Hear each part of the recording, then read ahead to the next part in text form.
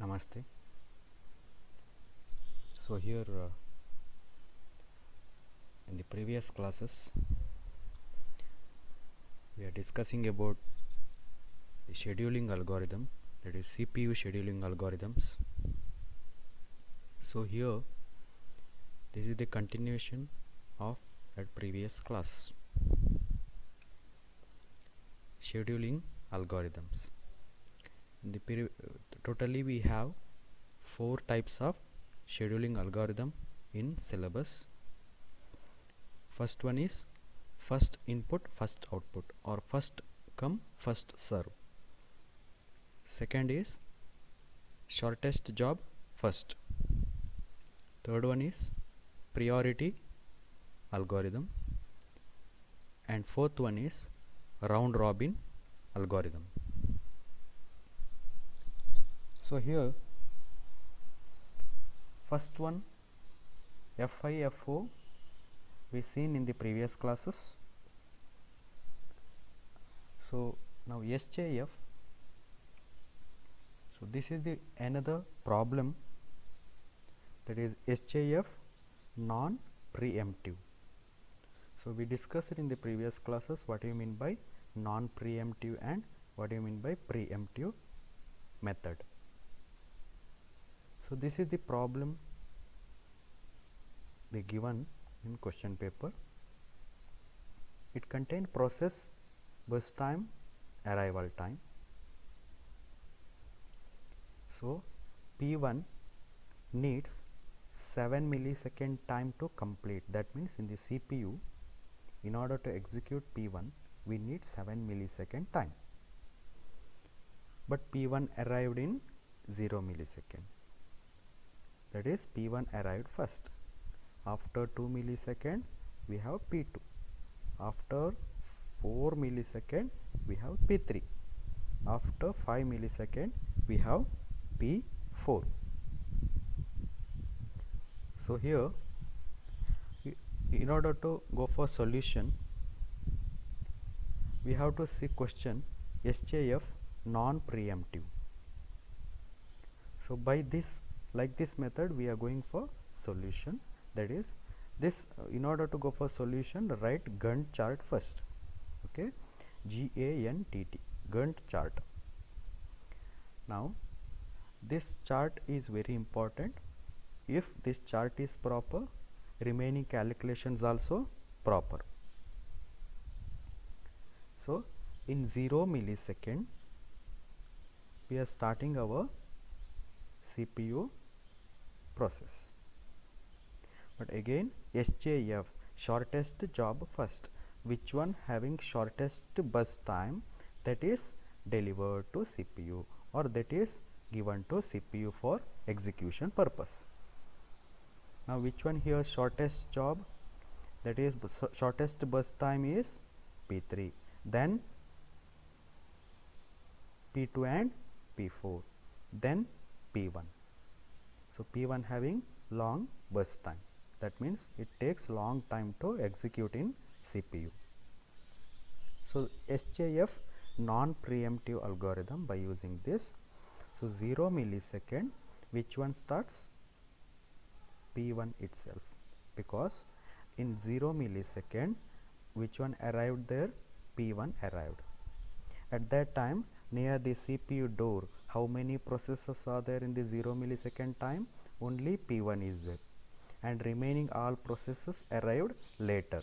So whichever process is there near the CPU door, allow that inside the CPU. So in 0 millisecond, P1 is there, so P1 is allowed inside the CPU, and it allowed completely, that means complete 7 millisecond is given to P1 for completion of its execution.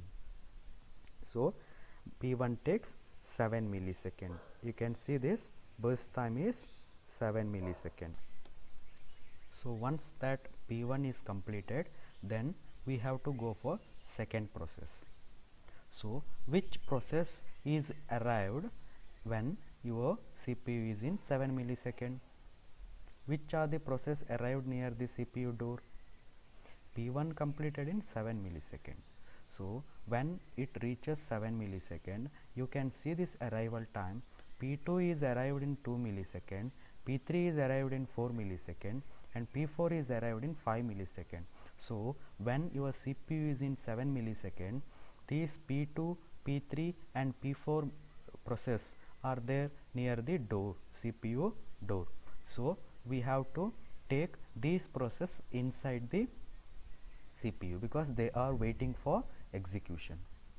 So but we have to see this concept, that is SJF concept. So out of these three process, which one having less burst time? So that is P3 having less burst time. So allow that P3 inside the CPU. So P1 completed in 7 millisecond. So allow next P3 because it takes 1 millisecond. So allow P3 inside the CPU. So CPU will take only 1 millisecond. That means P3 will take only 1 millisecond time inside CPU. So 7 to 8. 7 plus 1, this one is 8. So your complete P3 execution also over.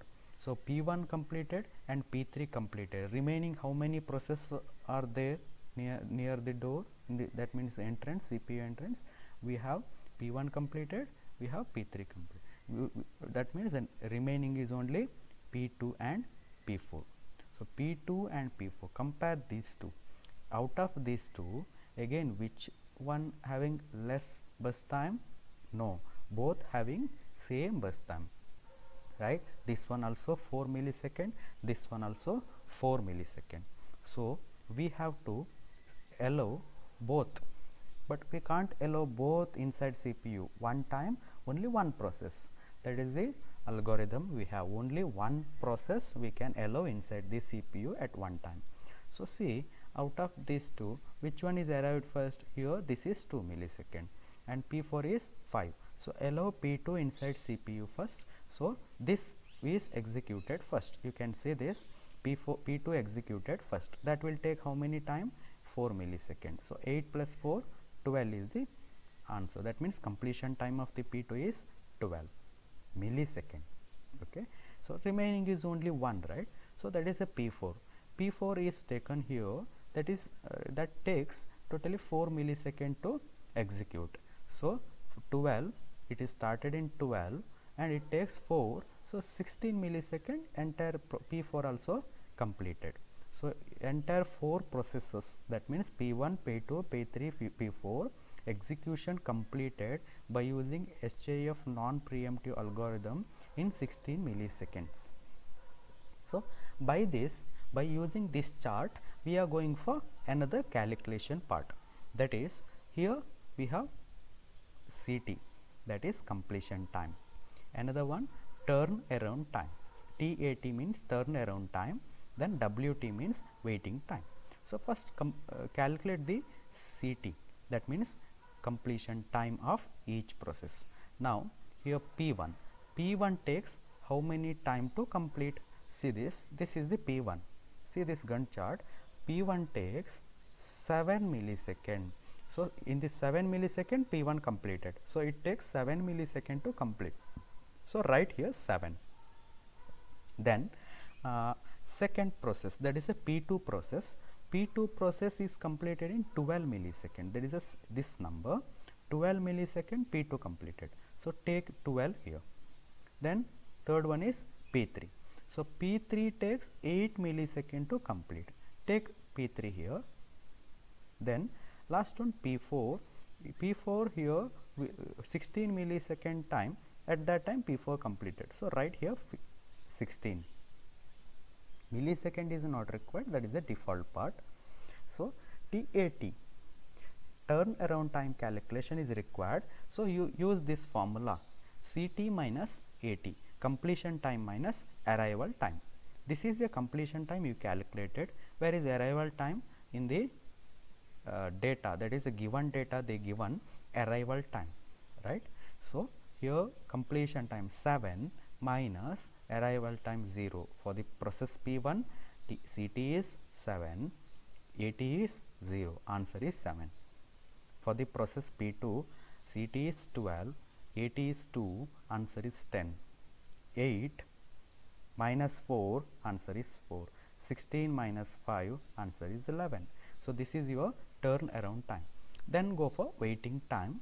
Waiting time calculation is again turnaround time minus burst time. Burst time is given in the input and turnaround time we calculated previously. So waiting time 7 minus 7, answer is 0. 10 minus 4, answer is 6. 4 minus 1, that is P3 process, 4 minus 1, 3.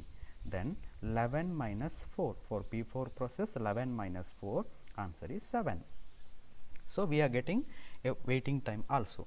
So your job is to calculate average waiting time and average turnaround time.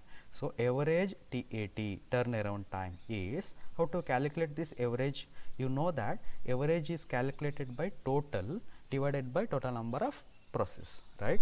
So TAT 7 plus 10 plus 4 plus 11 divided by how many processes are there? 4. Divide by 4, answer is this one. Then waiting time, average waiting time, again 0 plus 6 plus 3 plus 7 divided by 4. Then you are getting waiting time. So this is the SJF non-preemptive method. Now we will go for another method, that is SJF preemptive method. So here preemptive means, again I will go for one of the problem here. This is the given problem. 4 processes are there, burst time is given, arrival time also given. So I will start with Gantt chart. Okay. So which one arrived first? Sorry, which one arrived first? Which one arrived? So 0 millisecond time P1 arrived. Then 1 milli P2 arrived, 2 milli P3 arrived, 3 milli P4 arrived, right? But we are starting Gantt chart with 0 millisecond. When your CPU is in 0 millisecond, how many processes are there near the entrance? P1.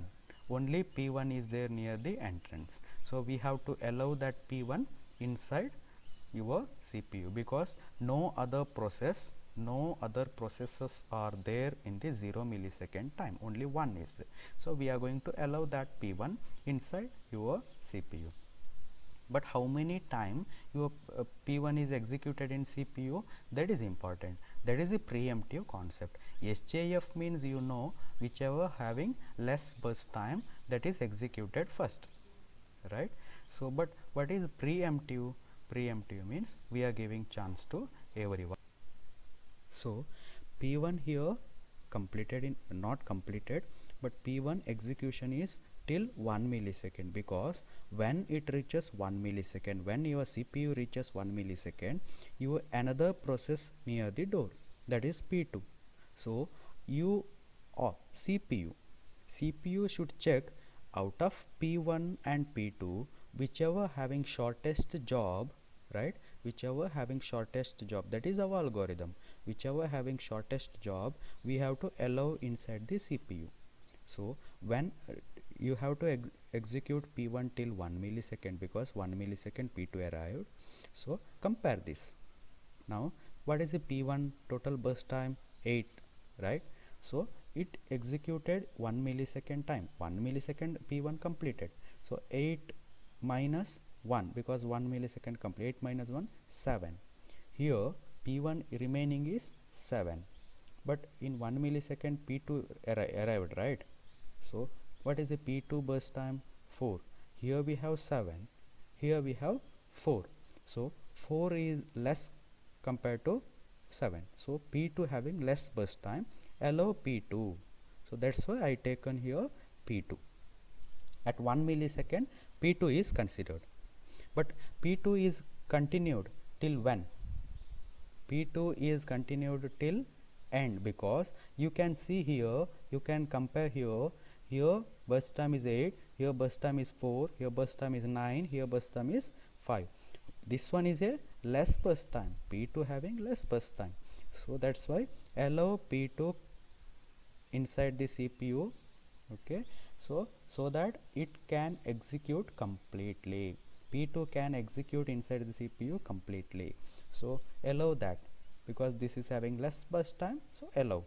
1 millisecond it is started, plus it takes 4 millisecond to execute. So 5 millisecond time your P2 also completed. So execution of P2 completed in 5 millisecond. So when it reaches 5 millisecond, just see this arrival time. How many processes are there near the entrance? P3 is there because it arrived in 2 millisecond. P4 is there because it arrived in 3 millisecond. So P1 also there. P1 you pause it, right? Because here only 1 millisecond it is completed. Remaining 7 millisecond it is not completed. Okay. So P1 is there near the entrance. P3 is there near the entrance. P4 is there near the entrance. When it reaches 5 millisecond, we have 3 processes are there near the entrance. Compare that 3 process, okay, and whichever having shortest bus time, allow that inside the CPU. See, P1 7, P3 9, P4 5. Out of these 3, we have P4 is less, right? So allow P4 inside the CPU. Yeah, P4 is there here. It started in 5 millisecond time. It takes 5 milli. So 5 plus 5, answer is 10 milli. In the 10 millisecond, the P4 also completed. Okay. Now remaining is how much? Only 2 process. So P4 is completed and P2 also completed. Remaining is P3 with 9 millisecond burst time and P1 with 7. Why 7? Again P1 is completed 1 millisecond here. So remaining is 7. So 7 millisecond and here 9 millisecond. Which one is having less? 7, right? So P1 having less burst time. So allow that. P1 we have here. So it started in 10 millisecond and here we have 7 millisecond remaining. So 10 plus 7, 17 is the answer. Once it reaches 17, then remaining process.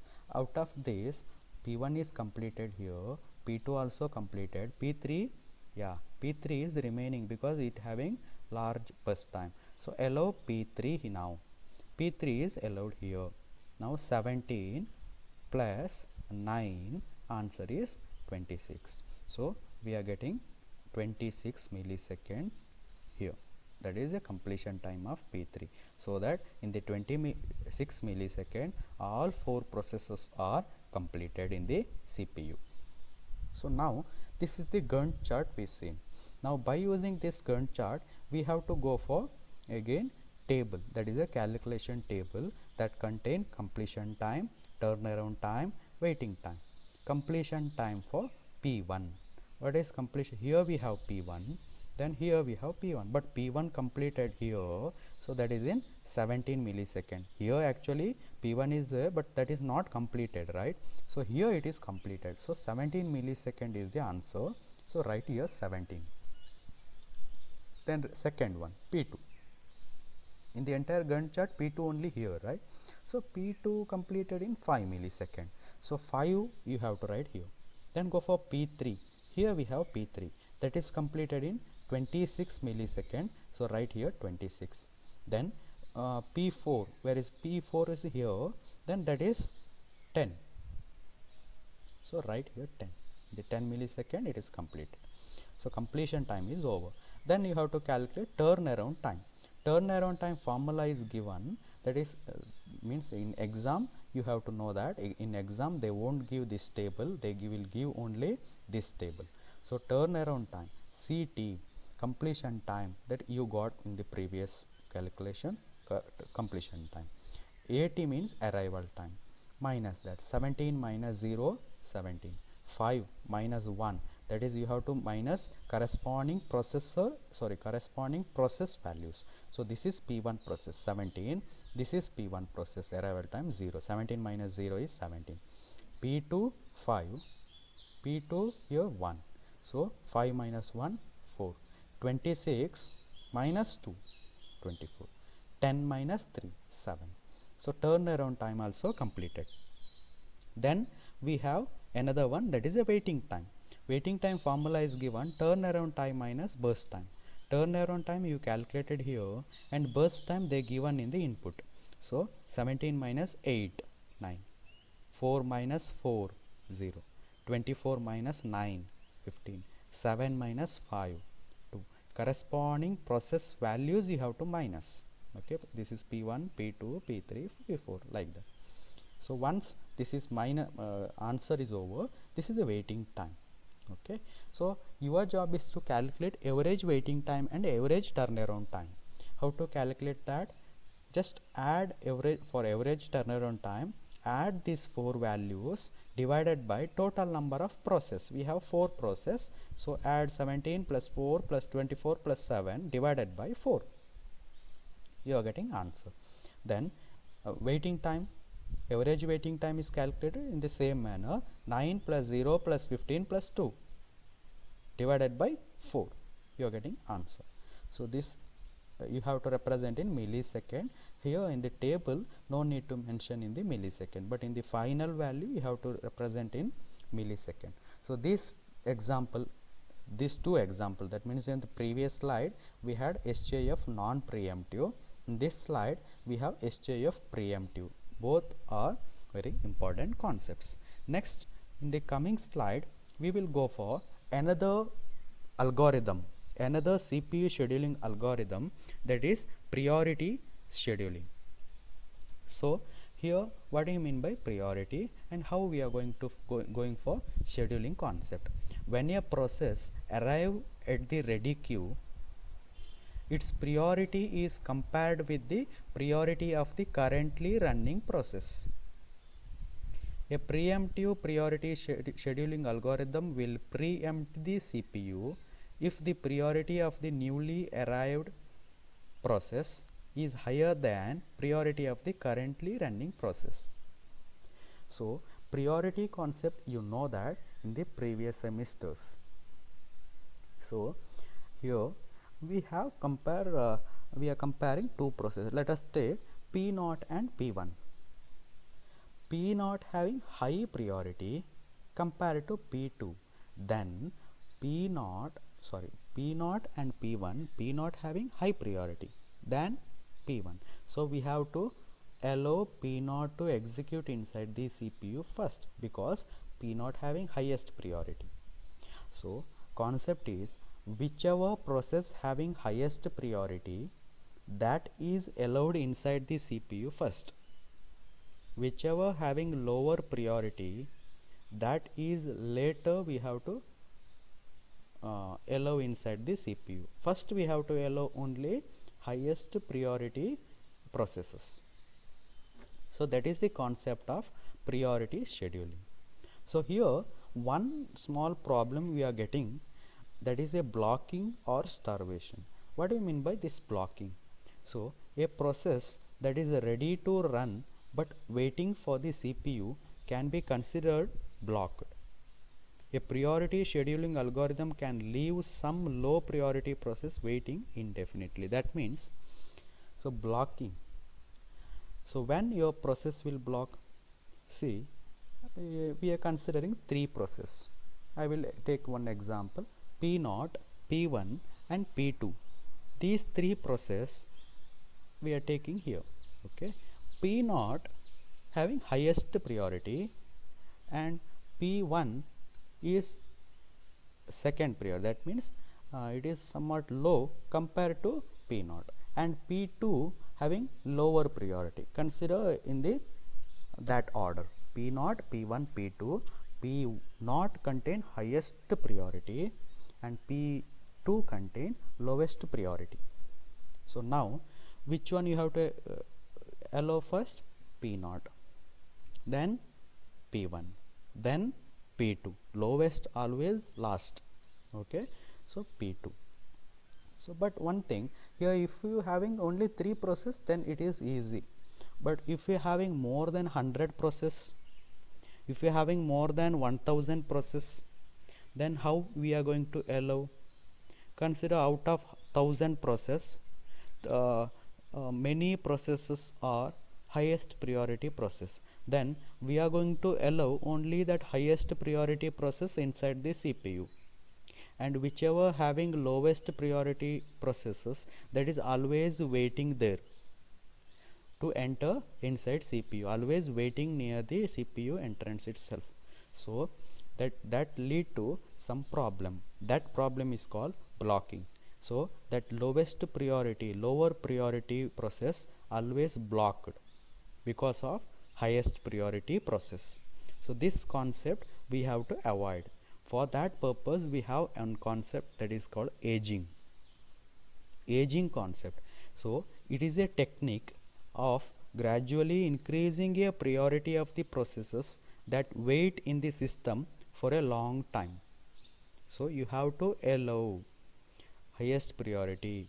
Then if there is any blocking concept, then that means lowest priority is blocked, lowest priority processes are blocked. So you have to increase that priority of the lowest processor. That means aging is a technique gradually increasing the priority. So if you are having three processes, so P0, P1, P2, so P0 having highest, P2 having lowest priority. So if your P2 is always waiting means, so you have to increase that priority of the process. So how much it waits, right, that much priority is increased. So waiting will increase your priority. So gradually increasing the priority of the process that wait in the system for a long time. If that process is waiting in the queue or a CPU entrance in the long time, that means your priority also keep on increasing, that particular process priority increasing. Okay, so whichever having highest priority, that means if that waiting for a long time, then automatically by using this aging concept, that particular process will get highest priority. Then once it reaches highest priority, then this by using priority concept we can allow inside the CPU for execution. So that by using aging concept we can avoid this blocking concept. So without aging there may be a chance of loss of some of the lower priority processes. So we will see some of the examples related to priority scheduling. So here we will see this slide. So priority non-preemptive concept we used here. Again, priority non-preemptive. That means in the previous examples you know that what do you mean by non-preemptive and what do you mean by preemptive. So we are applying non-preemptive method for this priority algorithm. So now we have four processes here: P0, P1, P2, P3. Arrival time 0245 and burst time 7414. Now here another thing is given, that is priority. Okay, so priority 3 means it lower priority, 2 means somewhat higher, okay, 4 again lowest priority, so a 1 highest priority. So 1 means highest, then if you are increasing your number, then you are decreasing your priority. So highest priority is 1, then 2, then 3, then 4. Okay, so 4 is a lowest priority process in this 4 process, and 1 is, that is P3, is highest priority process here out of 4. Okay, so now we will start this Gantt chart, that is a solution for this problem. Okay, so you have to start with Gantt chart. So you will get in the exam only here this box you will get, that means table, remaining thing everything you have to calculate. So we will start with Gantt chart. So which one first we have to consider? Here we have 4 process. Out of 4 process, P0 arrived in 0 millisecond. No other process are arrived in 0 millisecond, right? So we have to allow P0 inside the CPU first. Allow P0 inside the CPU. Yes, it is arrived in 0 and it is continued till when? It is a non-preemptive algorithm, so we are giving complete time to that particular process for execution. We are not going to interrupt in between, we are giving complete time to this process. What is the complete time? 7 millisecond. So give complete 7 millisecond for the P naught. So I am giving complete 7 millisecond for P naught. Yeah, once it is execution is completed, then we are going for another process. So now see, when it reaches 7 millisecond, 0 millisecond, we had only one process near the door, right? So we allowed that P naught inside the CPU. Now after 7 millisecond, that is when it reaches 7 millisecond, how many processes are there near the entrance of the CPU? See, it is P1 arrived in 2 millisecond, P2 arrived in 4 milli, P3 arrived in 5 milli. So when it reaches 7 milli, all the three processes are there near the door, that is P1, P2, P3. Anyway, P not completed, so remaining three processes are there near the entrance. So we have to allow one by one, but concept is priority. So compare, out of this compare P1 and P2, P3. We are comparing priority, not burst time. Burst time we compared in the previous SJF, but here we have to compare priority. That is the difference. So P1, P2, P3 are the three processes near the entrance. Now we have to compare priority. Which one having highest priority? You know this. 1 is highest, then 2, then 3, then 4. So here out of these three process, one having highest, that means P3 having highest priority. Allow P3 inside the CPU. So allowed. Now how many time it takes to execute? Here we have burst time, that means 4 millisecond it takes to execute completely. So allow P3 inside CPU 4 millisecond, that means it started in 7 plus 4, it ended in 11 millisecond. Okay, what is the next processes? We have only two process, that is P1 and P2. P not completed here and P3 also completed, then P1 and P2 two processes are remaining. Out of this we have to compare. Which one we have to compare? Priority, right? Because this is priority algorithm, not SJF. So compare these two priority, 2 and 4. Out of 2 and 4, which one is highest priority? 2, right? So 2 is the highest priority, that means P1 is the highest priority. So allow P1 inside the CPU, execute completely. Completely means it takes how much time? 4 millisecond. So 11 plus 4, 15 millisecond execution completed. So remaining last one process, that is P2. P2, why it is last? Because priority is 4. So that is waiting to complete all the lower priority process. So P4, here we have 4, so P2 having highest lowest priority, so last is P2.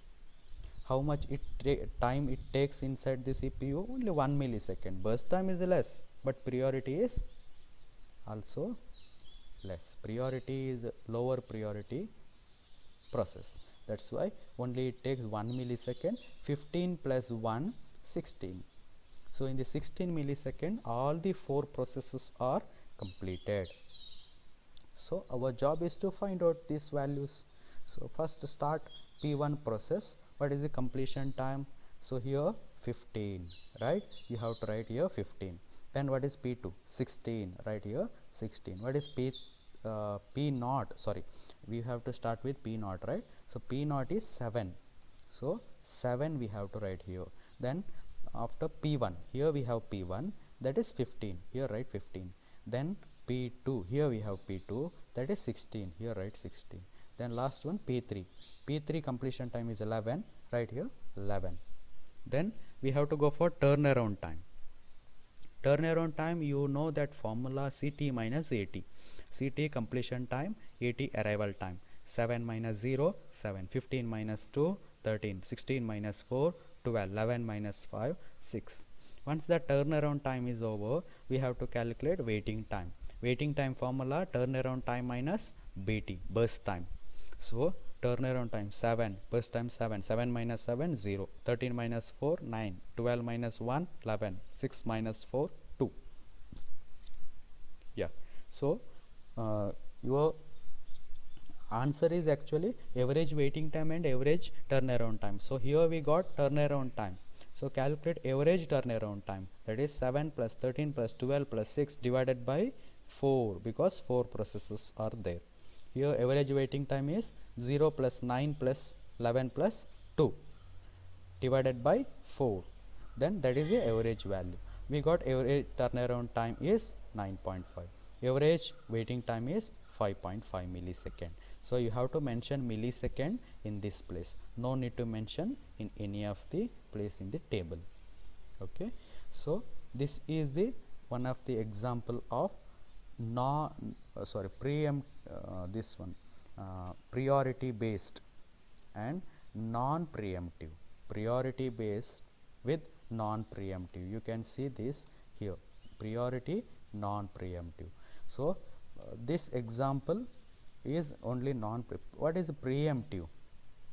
So I taken another example for priority preemptive concept. So here one table is given, that is process, burst time, arrival time and priority. So P1, P2, P3 are the three process I considered here. Method is priority preemptive, not non-preemptive, preemptive. So thing is burst time, arrival time, priority is given. So we have to start with Gantt chart. Three process, whichever arrived first, we have to allow that.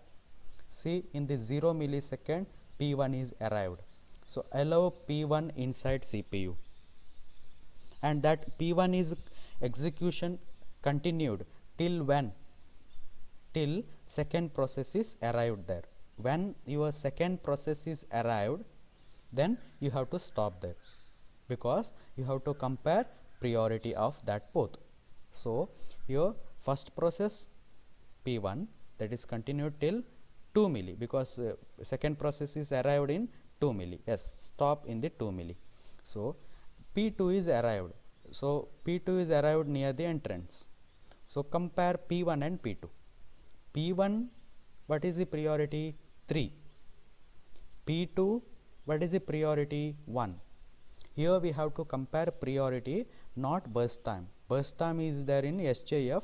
Here we have to compare priority. So P1 is 3, P2 is 1.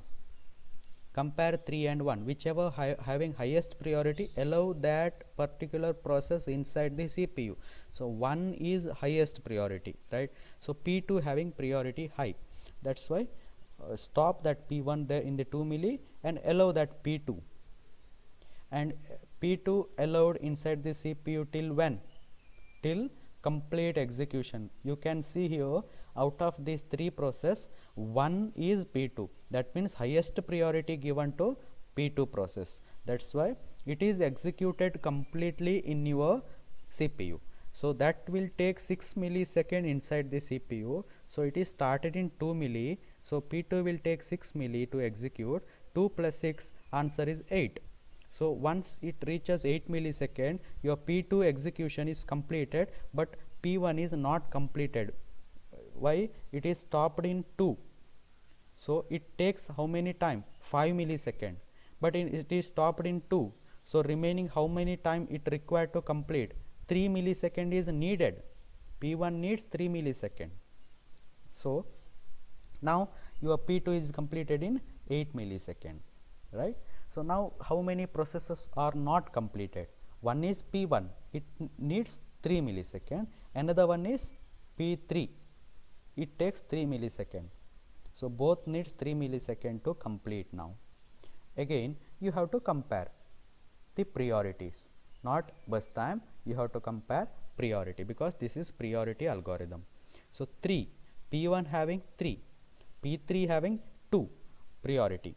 So 2 means high compared to 3, right? So priority P3, that means P3 priority is high, P1 priority is low. So we have to allow P3.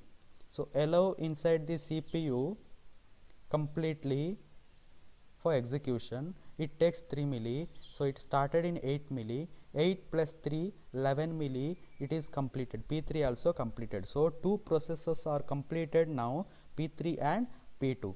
remaining is only P1, because P1 is here executed till only 2 milli, it again needs 3 milli. So last one process is remaining, that is the highest lowest priority. Lowest means 3, lowest priority P1. So allow that P1 in this place. Okay, so allow that P1. So 11 plus remaining is 3, right? 11 plus 3, 14. Here remaining is 3, that's why we are adding 3 here. 11 plus 3, 14. So this is your preemptive algorithm, and previous slide we see non-preemptive. Okay, so 14 millisecond, all the 3 processes are completed. Now you have to calculate completion time, turnaround time, and waiting time. What is completion time? 14, 8, 11. Turnaround time, so how you got 14, 8, 11? You know that completion time for P1 here is that 2? No, here we have P1, so that is 14. P2 here 8, P3 here 11, so that is completion time. Turnaround time formula is there, completion time minus arrival time. By that you are getting these values 14, 6, 8. Then waiting time, turnaround time for this process minus burst time, that is given the input. So 14 minus 5, 9, 6 minus 6, 0, 8 minus 3, 5. So you have to calculate average and average turnaround time and average waiting time. That is your job. That is 14 plus 6 plus 8 divided by 3, because 3 processes are there, P1, P2, P3. 14 plus 6 plus 8 divided by 3, that is average turnaround time. 9 plus 0 plus 5 divided by 3, that is average waiting time.